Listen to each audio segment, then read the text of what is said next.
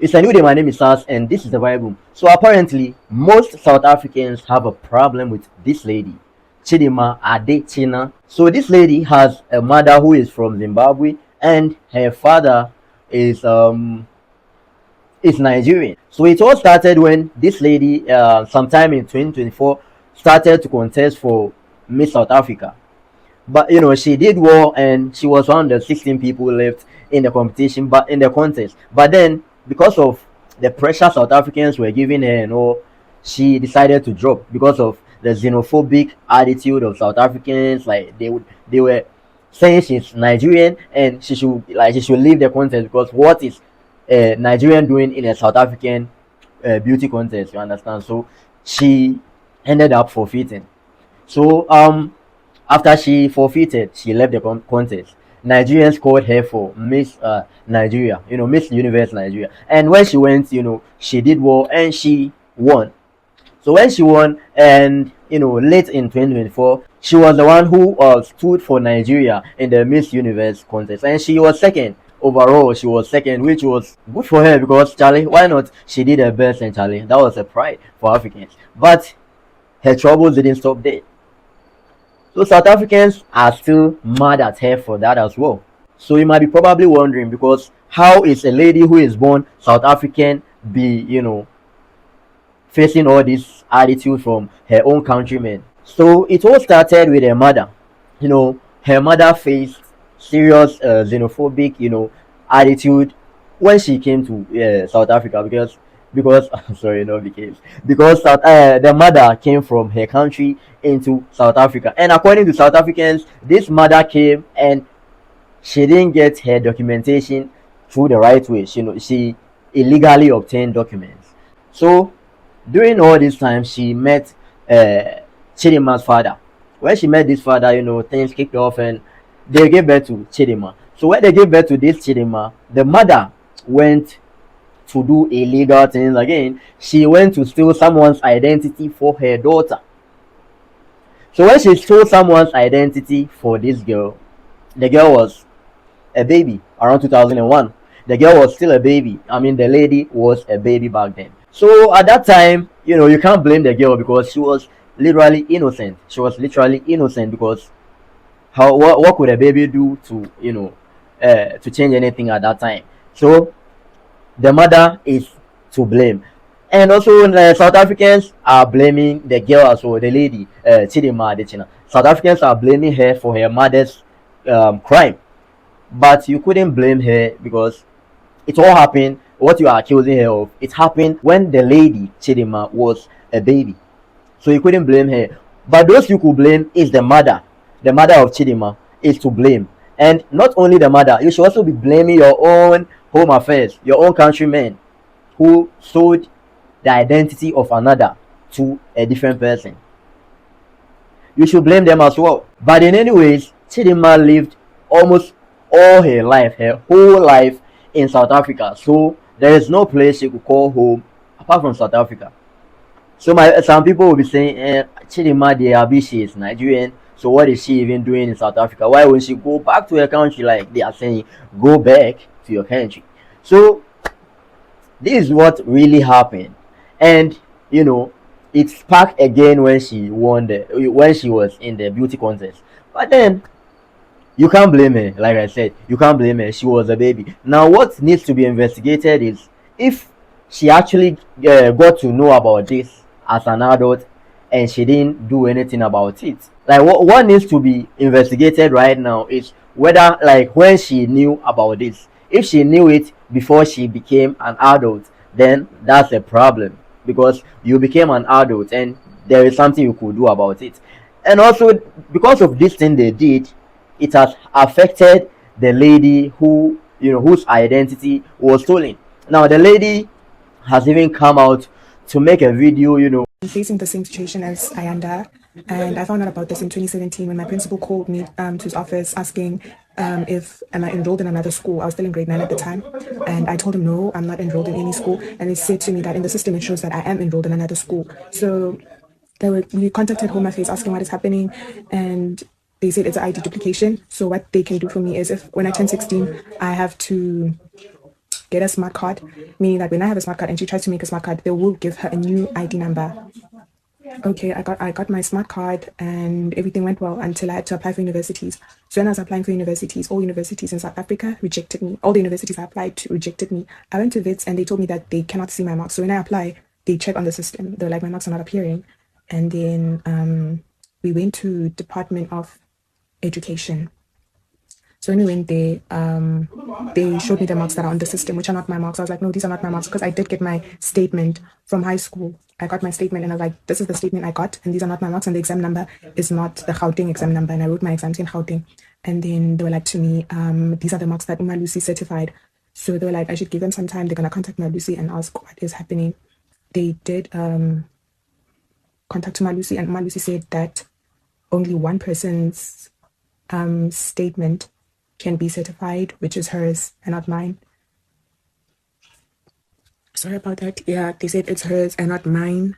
And they are also, what can I do for my state, for me, in order for me to get a matric certificate? And they said I need to get a new ID. That's the only way I can get my matric certificate. I went to Home Affairs and I told them what they told me at Department of Education. And they said to me, this is your ID. We can give you confirmation. They gave me the confirmation letter. They verified my fingerprints, which shows it belongs to me. And then I went back to Department of Education. I showed them the letters that they gave me at Home Affairs stating that this belongs to me. Still, they're like, no, we cannot certify it. We need you to get a new ID number. So I went back to Home Affairs and I told them, yeah, please have a new ID number. And they were like, you have to email the Minister of Home Affairs stating your situation, because we cannot help you. I called head office, and so I called head office telling them that I need a new ID because I need to get my matric certificate to apply for universities.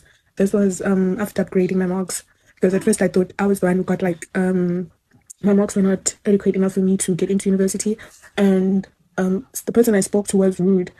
What more do you need? Because you do have your smart ID and you do have the confirmation. Why can't they just give you a matric certificate?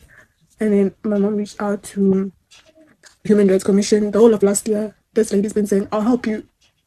She's been saying she'll help me. And then eventually someone called me with a private number saying they're from Home Affairs. And my spirit was just like, no, there's no way I'm sharing my information. It's someone from Home Affairs calling me with a private number. So I did not share anything. I emailed the lady. I was like, someone called me saying that they're from Home Affairs, but they called me using a private number. She was like, yeah, talk to them. But I can't talk to some. Home Affairs has never called me using a private number. So I don't know if it's you, the Home Affairs, why are they calling me the private number when they have, like, if phones are some Syrians, they're calling me the private number.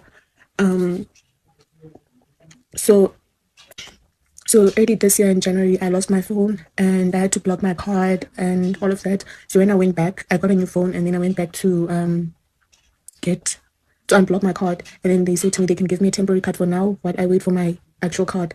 Then when they were giving me the temporary card, I still had to do fingerprint verification. It did not allow. They're just like, it's not a problem, we'll do it using the OTP. Sorry, and they did it using the OTP. They gave me the card. So now it's time for me to fetch my new card, which was yesterday. I went to the bank in Dobsonville, and when I was verifying using my thumb, they're like, it's not verifying, your fingerprints have been blocked, which basically means I no longer own the ID number. But I do have the smart card. I do have documents confirming that this ID belongs to me from Home Affairs. I don't know how they blocked my ID, my fingerprints, meaning they blocked them and then they created a smart card for her because she didn't have a smart card. Because before they gave me my confirmation, they've been saying that, yeah, this girl has been trying to get a smart card, but she's not submitting her clinic cards. And I did submit my clinic cards. I submitted information from my primary school, high school, stating that I've been using this, and my birth certificate stating I've been. But still, at Home Affairs, they are not giving me a new ID, because at this point, the only thing I need is a new ID to carry on with my life. And I don't have a matric certificate, meaning I won't graduate. I'm basically non-existent. So if you know anyone who can assist me or who assisted her regarding this ID duplication issue, please do reach out. This is a very serious matter. I basically cannot do anything. Like, I literally cannot do anything because now my fingerprints have been blocked, and only found out yesterday on the 16th of February 2024 that my fingerprints are blocked. I no longer own that ID. I don't have an ID now. I will go to my face on Monday and I'll see how that goes. But if you know someone who can help me, please do reach out. I will appreciate it a lot. She came online and she made a video crying about the whole situation, like, because apparently she couldn't go to university because of the issue. She couldn't go to university because of the issue, and Charlie, a whole lot of things, and you could see how depressed and like frustrated the lady is from the video. But Charlie, The mother is just some crook. In all honesty, yes, most South Africans are xenophobic and all that, but you can't deny the fact that Chidima's mother is a crook, because how could you? What if it was your daughter whose identity was stolen, for someone else? Because the girl went to university, but every university kept rejecting her. Every university rejected her because of the identity issue. Even her card was like they blocked her card for Chidima to get her own, card. I don't know what type of card it is, but like, and even her fingerprints were blocked. Like, come on, this has been unjust to Chidima and the young lady. So all those South Africans are mad. They should be mad at the mother. But Chidima, of course, is not to blame.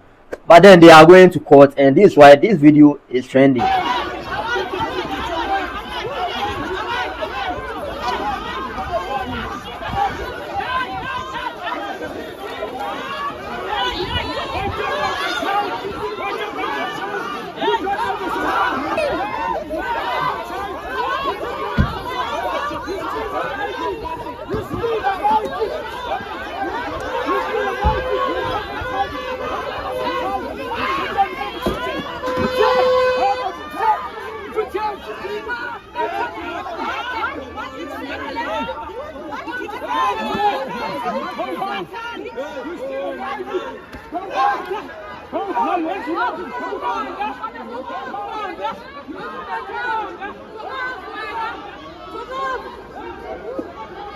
You're not gonna hit anyone! Come on! Come on! Be the fuck up! You just call it and turn! You just call it and turn! I'm a great, just a great way. We just call it and turn! We just call it and turn! I'm a great, just a great way. I am not a sailor. I am not a sailor. I'm a great, just a great way. I am not a sailor. Because after the court session, when they, I mean, not court session, this is not music. After the court hearing, she came out from the court, and when she was going, come and see the South Africans booing and Charlie vexing and throwing stuff at her and the people with her like crazy. But Charlie, citizenship determined.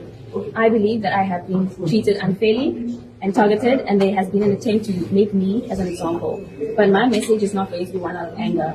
South Africa is governed by the rule of law, and we should not allow xenophobia and misinformation to determine how people are going to be treated. We should all be guided by the spirit of Ubuntu. Throughout this ordeal, I have availed myself of all appropriate legal recourse, and I'll continue to respect and abide by each process. Finally, I would like to thank my family, friends, supporters, and my legal representatives for their unwavering support and commitment to my case. Thank you.